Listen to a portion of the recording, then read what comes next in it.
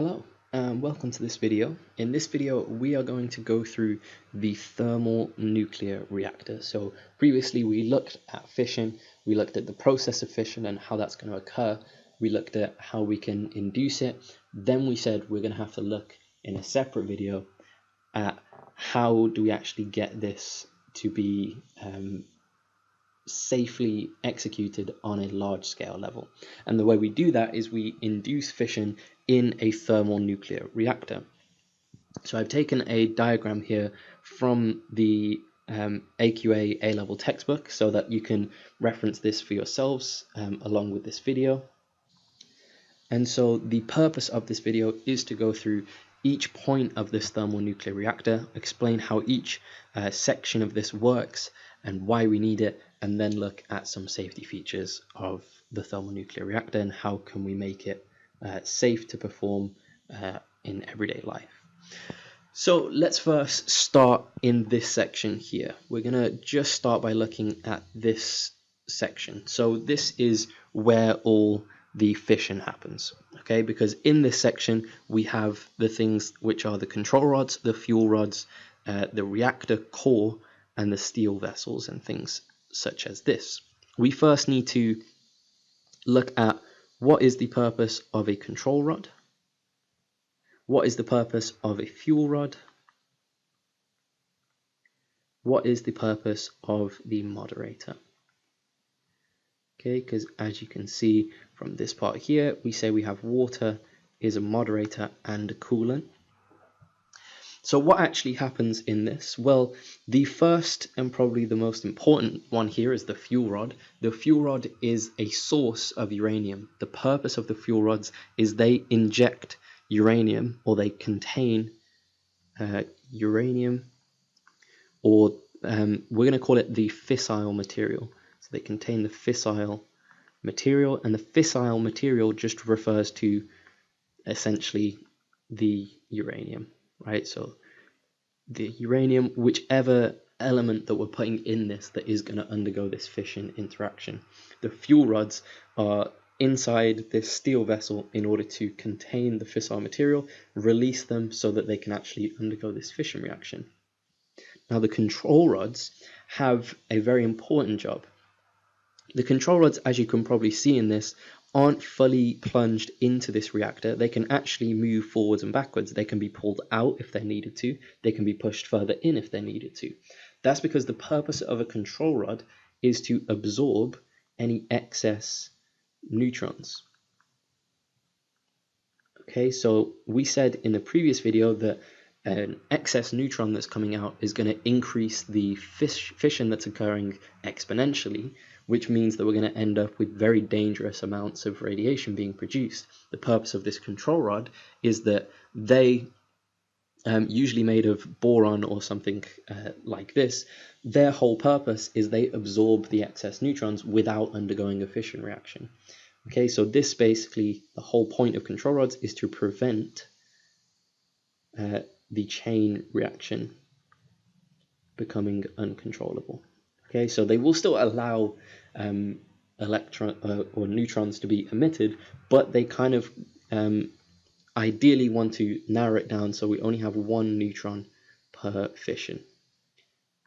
Okay, this is kind of the aim here, because it means that if we just have one neutron, then we have a chain reaction that occurs, but it's not growing exponentially. The reason it grew exponentially is because we would then have two neutrons that would go off and undergo this fission reaction at the same time, therefore doubling the amount of energy. Then those would undergo two, therefore you've quadrupled it in the second term, then you've times it by 4 again, so you've gone to 16 times, and so on. If we just have one neutron, each time the fission reaction happens, we'll come up with the same amount of energy. It's controllable in this sense. The purpose of the moderator, so in this case we've got water. We could also use things like graphite, tend to be a good moderator. Their whole purpose is to slow down the neutrons. Okay, the whole point of them slowing down the neutrons is so that they can be absorbed. Okay, if you have fast-moving neutrons, as we said, they will just bounce off the nucleus. They won't be absorbed. You won't undergo fission. You're not going to get the energy release. You're just going to end up with some sort of collision, changing the direction of this. Now, the way a moderator works is that the moderator is just the kind of system that all of this uranium is found in. In this case, you just have basically just a huge vessel full of water and uranium, and the neutrons and all this fission reaction is happening inside the water. And so these neutrons, the neutrons actually collide with the water molecules. And this is what decreases their kinetic energy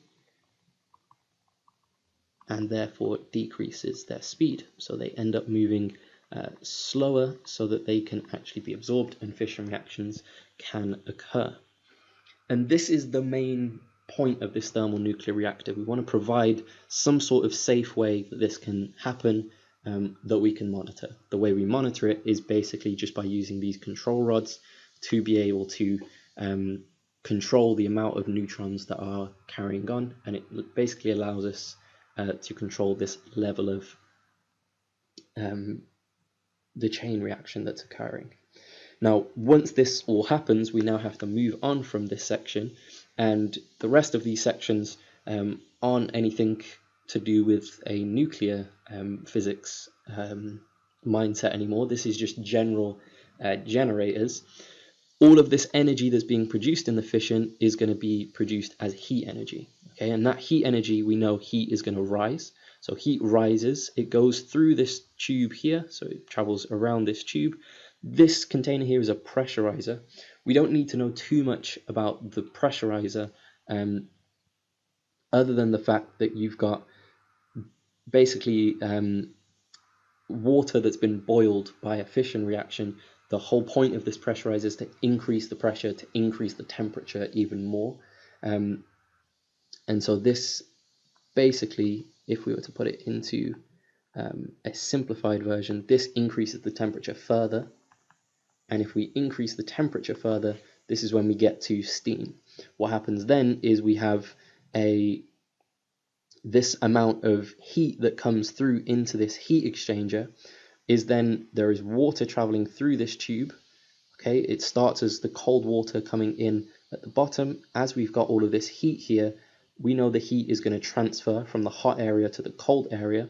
That's then going to boil all of the water that's inside here, turning it into steam. That steam is then going to go turn a turbine. That turbine turns a coil inside a magnetic field that induces an EMF. Then the water cools down because you've transferred the energy. Then that water then is going to come back in from the turbine. So we have the same system of water that keeps referring round and round.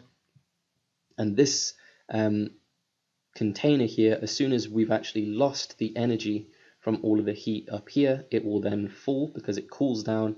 It goes back into the pump. The pump pushes this through back into the nuclear reactor. It now acts as a moderator, where it's then going to absorb the energy from these collisions and also from the radiation that's given out from the fission, and we end up with this cycle that will continuously undergo this fission, create all of this electrical energy. And this is how a thermonuclear reactor works. We can have these functioning, and they are safe for the most part. We obviously know of specific examples like Chernobyl, where we have thermonuclear reactors and they go too far and the chain reaction becomes uncontrollable, and then we end up with this kind of radiation leakage that renders a whole city basically useless. So before we go on to safety features, there is one last thing that I want to introduce to you, and that is the idea of a critical mass. Okay, now critical mass means in fusion that if we actually want a neutron to be released, it's not always the case. We find that if we want neutrons to be released, we have to have a certain amount of mass of the fissile material, which is why we choose uranium. And Basically, the critical mass is the mass above which neutrons are released in fission.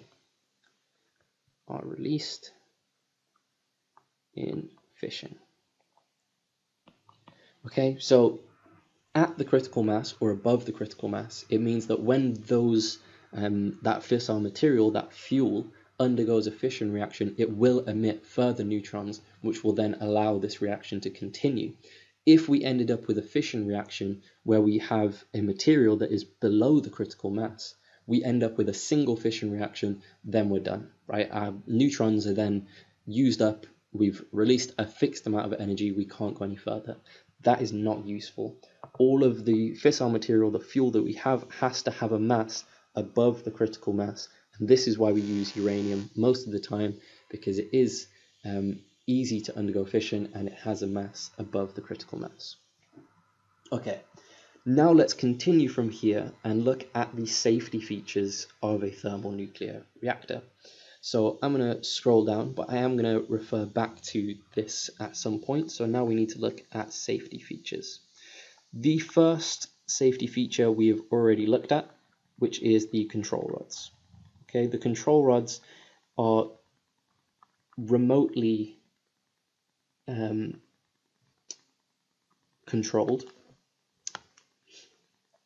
which means that we can have someone in a control room that's just monitoring the energy levels on a screen. If they then observe that we have too much energy being produced and we need to slow down this rate, we just push the control rods in a little bit further, and we can do this from a distance. We don't have to physically go and push them. We just have machines that can do this, and this then reduces the chain reaction and thus keeps the level of radiation that's being emitted on a safe level. And actually, we've come to a level of intelligence where we can do this without having a person physically monitoring all the time. We can have a simple set of code or computer program that is going to be able to detect a threshold where we're then going to say that this is too high, and the system itself will automatically plunge the control rods fully into the system, shutting down this whole thing because it will absorb all of the neutrons present. So there is a safety switch which automatically, so this doesn't have to be manually controlled, automatically plunges the control rods into the reactor, thus completely stopping the fission reaction. No more radiation is being released. The second safety feature of this is we have to think, we're saying that radiation is being released, and we've said that at some point this is thermal radiation because it's going to heat up the water.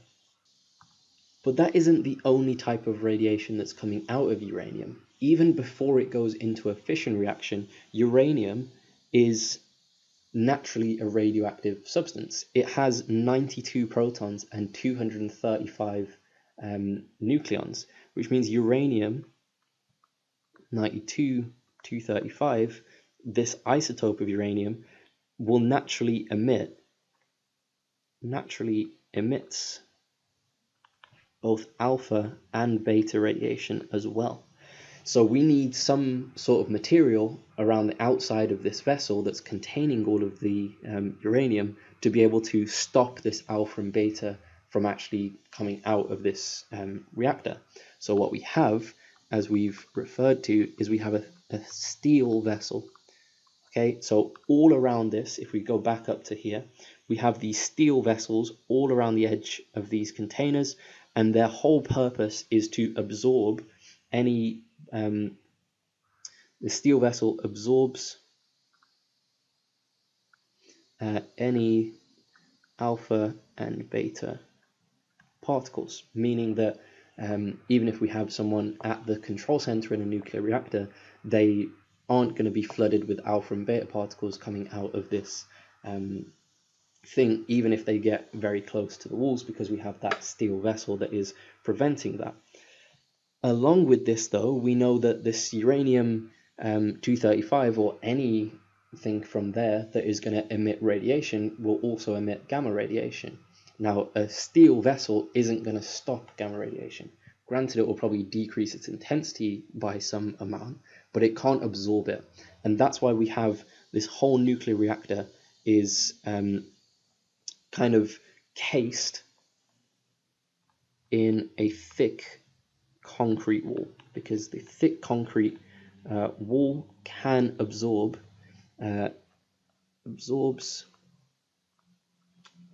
any type of gamma radiation. Okay, so gamma radiation that comes out will very easily pass through a steel wall, and you can again see back in this diagram we have this concrete shield down here. So the outer edge of this is just pure concrete, and that acts as a safety feature in order to absorb any of the excess radiation that comes out of this steel vessel. And these are the main safety features of the thermonuclear reactor. We have these control rods which can limit the amount of radiation that we're actually giving out, hence we can make it a safe value. We have this safety switch, so we could actually even note this as being a separate thing. We have a safety switch that's going to automatically plunge all of the control rods. We can monitor or shift the control rods remotely, so we don't actually have to get close to the radiation. We could be 100 meters in the opposite direction and still be shifting up the control rods just by flicking a switch in a room. Then we have the steel vessel that's going to absorb all this alpha and beta radiation, and then we have this thick concrete wall that absorbs any gamma radiation that is emitted.